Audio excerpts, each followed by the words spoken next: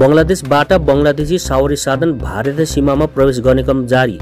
बुधबार बिहान सिलिगुडीबाट कार्गो गाडीहरू भारत बंगलादेश सीमा फुलबारीबाट बंगलादेशका लागि निस्किए पनि दिउँसोसम्म बंगालको अर्को तर्फबाट कुनै पनि गाडी भारत प्रवेश गरेनन्।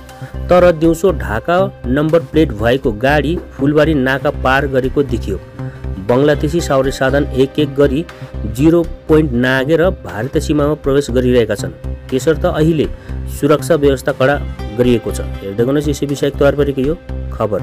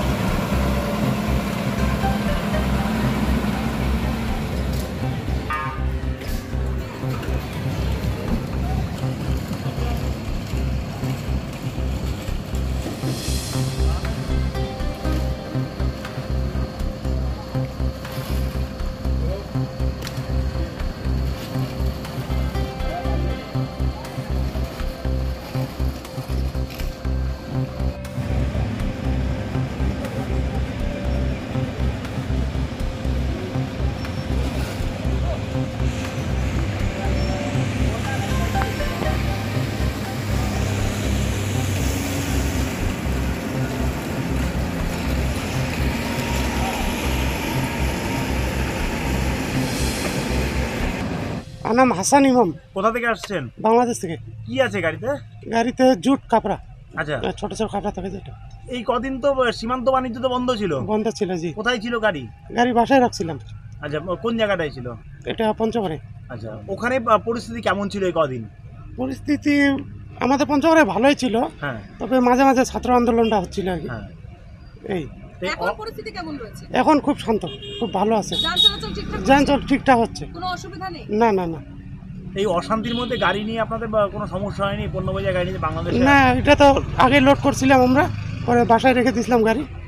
এখন আজকে ঢুকলাম ইন্ডিয়াতে। আর এমনি রোডের অবস্থা খুব স্বাভাবিক।